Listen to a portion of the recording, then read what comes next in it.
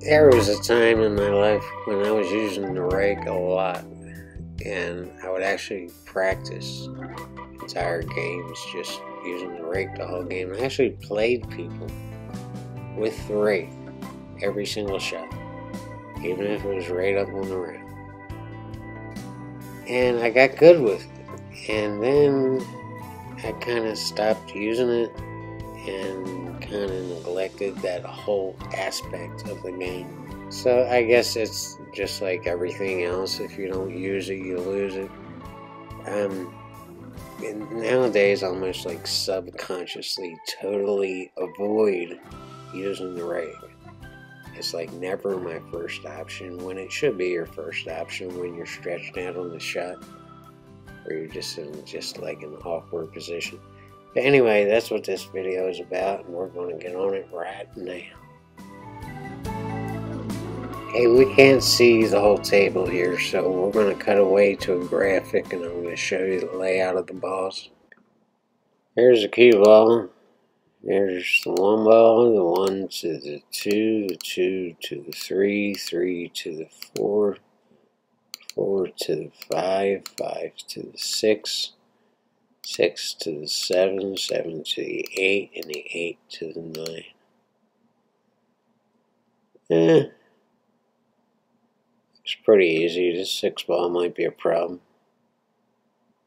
I don't see many other major problems here, so let's go ahead and resume. And with that out of the way, we're going to go ahead and start the game. And this is a straight-in shot on the 1 ball, and I'm just drawing back about a foot to get on this 2 ball, which is down here in this corner pocket. Just a smooth stroke on that. And on this shot, we have to stay up high on 3 ball. We want to be right about where the 2 is now when we're shooting a 3. And so we're just bouncing off this rail and bouncing out to about here. And then to get on the 4, we're going to have to spin it to this side of the table with a little bit of right hand English, maybe top right. Just taking a good look at this layout before I continue. So that's just a center ball hit, bounce out for a shot on the 3. And here's an example where I should have gotten the rake. And look, the rake is right there, sitting on this snooker table, right over here. It's just a couple feet away. But now I get all stretched out. And look how far out my arm is. And you never want to do that, guys. Just, I don't know why I'm being lazy here. There's no big hurry. Getting a rake allows you time to take a deep breath and gather your thoughts and calm your nerves.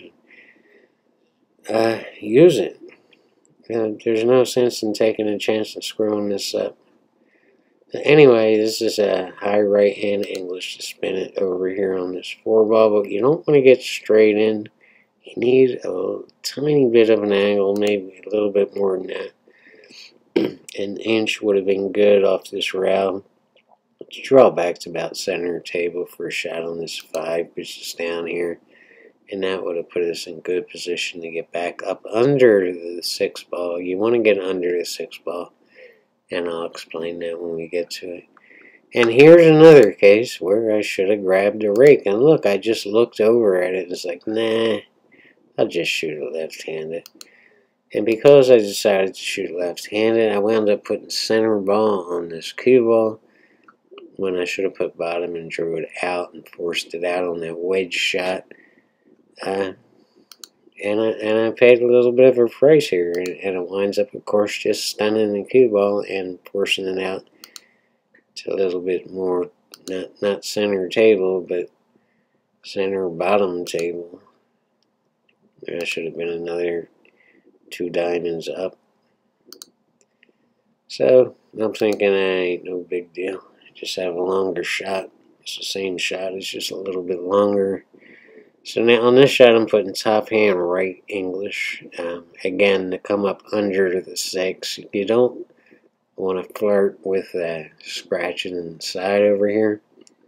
And you don't want to flirt with hitting this 8 ball. So just top right here, but a soft stroke, not real hard. You're just kind of finessing that ball over and pushing it over up under the 6 ball. And now I get on the right hand side of the 6 ball when I just trying to get on the left hand side so I could just draw it out and force it out on the 7. But you don't want to get straight in on the 7. You need an angle to get back on this 8 ball. So I prefer a top angle off this, or right hand angle to just bounce off 2 rails and back on the 8. But you have to be careful on the 8. You don't want to go up under the 8. You want to stay on top of the 8. Or from this angle it would be below the 8.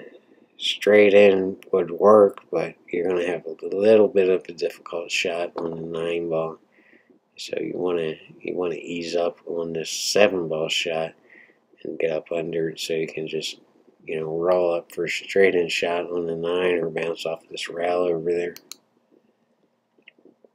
So now this is just a center ball shot. We have enough of an angle to bounce off this rail and come back about this far on this 7 ball.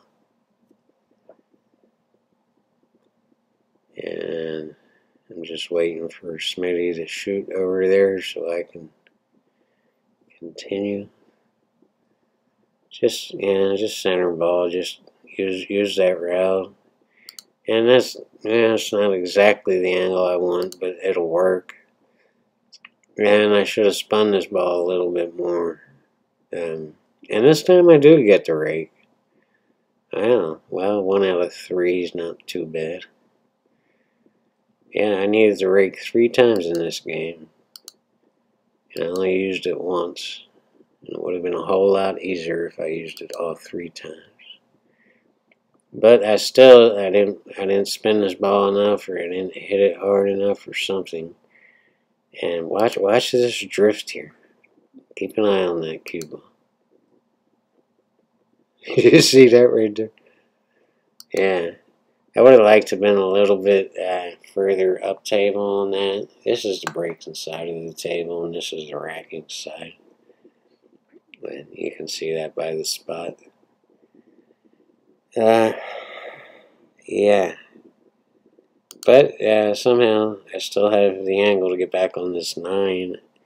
But I actually misjudged the line on this. I should have took a walk. Well, I just put the rake down over there. I should have took a look at the line through the pocket and through the 9 ball to the rail, and saw where I had to hit this rail to come back and bounce out for a straight in shot on the 9. Something happened here. I'm not sure what it was, and I just hit it too hard, I think. And I got up under this 9 ball a little bit. If you put center ball on this 9 ball shot, you're going to scratch. So I had to draw it out a little bit. Force it down here instead of going in the pocket. It's a little bit of bottom, and the only reason for it is to keep from scratching. And that's it. Well, actually, that's not it. Stay tuned. We're going to run the whole rack from start to finish, 1 through the 9, with the 9 ball graphics showing you the English I'm using on every shot.